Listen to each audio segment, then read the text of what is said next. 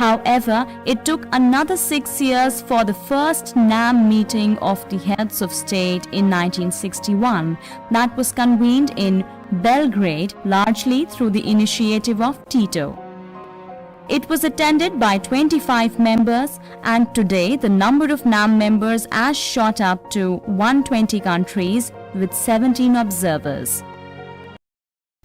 NAM's main principles are what are popularly known as Panchsheel, 5 principles, though these were originally formulated by Chinese Premier Zhou Enlai in the context of Sino-Indian relations.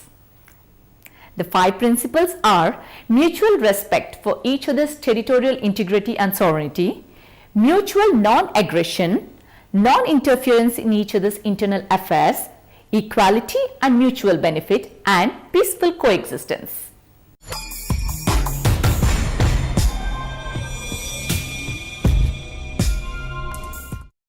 In the 19th century, the land of Palestine was inhabited by a multicultural population, approximately 86% Muslim, 10% Christian and 4% Jewish, living in peace.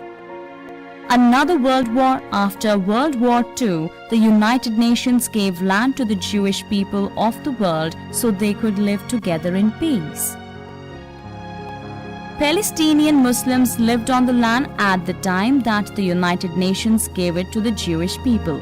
They rose in rebellion and the armies of Egypt, Lebanon, Syria, Jordan and Iraq invaded Israel, thus starting the 1948 Arab-Israeli War.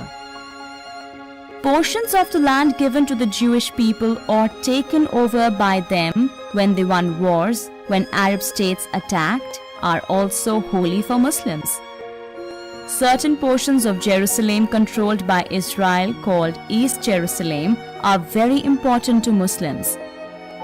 For religious reasons, Palestinian Muslims believe that they must gain control of East Jerusalem as part of any lasting peace settlement. Further, Palestinians viewed themselves as living in an occupied nation where invaders, Israelis, have placed them under military rule. To fight back, Palestinians have built a terrorist network to attack innocent Israeli civilians. Israelis feel they must continue to control Palestinians with military force to protect themselves against more terrorist attacks.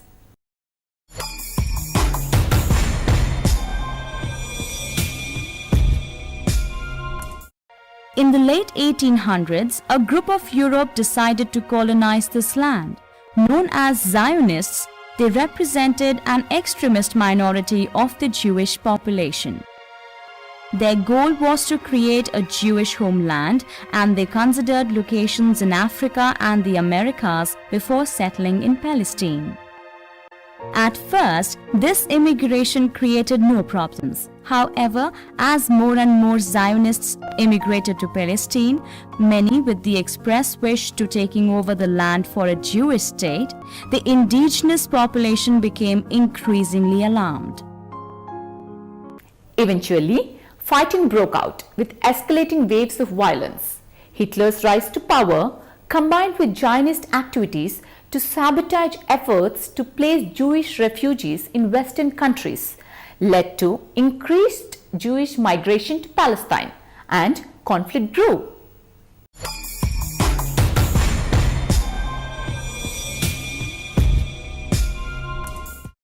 Finally, in 1947, the United Nations decided to intervene.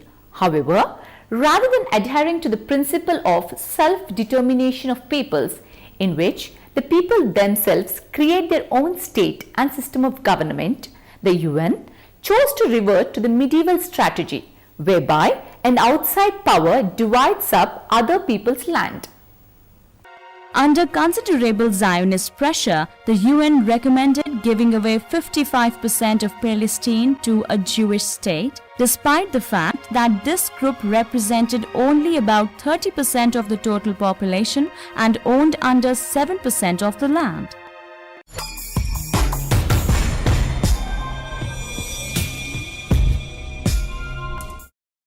While It is widely reported that the resulting war eventually included 5 Arab armies. Less well known is the fact that throughout this war, Zionist forces outnumbered all Arab and Palestinian combatants combined, often by a factor of 2 to 3. Moreover, Arab armies did not invade Israel. Virtually all battles were fought on land that was to have been the Palestinian state. Finally, it is significant to note that Arab armies entered the conflict only after Zionist forces had committed 16 massacres, including the grisly massacre of over 100 men, women and children at Deir Yassin. Future Israeli Prime Minister Menachem Begin, head of one of the Jewish terrorist groups, described this as splendid and stated, "As in Deir Yassin, so everywhere, we will attack and smite the enemy. God, God, thou hast chosen us for conquest." Zionist forces committed 33 massacres altogether. By the end of the war, Israel had conquered 78% of Palestine. 750,000 Palestinians had been made refugees. Over 500 towns and villages had been obliterated. And a new map was drawn up in which every city, river and hillock received a new Hebrew name, as all vestiges of the Palestinian culture were to be erased. For decades, Israel denied the existence of this population. Former Israeli Prime Minister Golda Meir once saying, "There is no such thing as a Palestinian."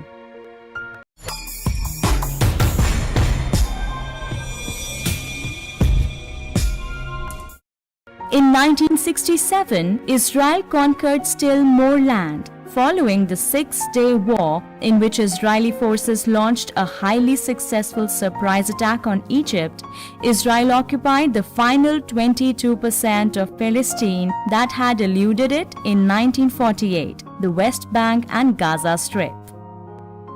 Since, according to international law, it is inadmissible to acquire territory by war, these are occupied territories and do not belong to Israel. It also occupied parts of Egypt since returned and Syria, which remain under occupation.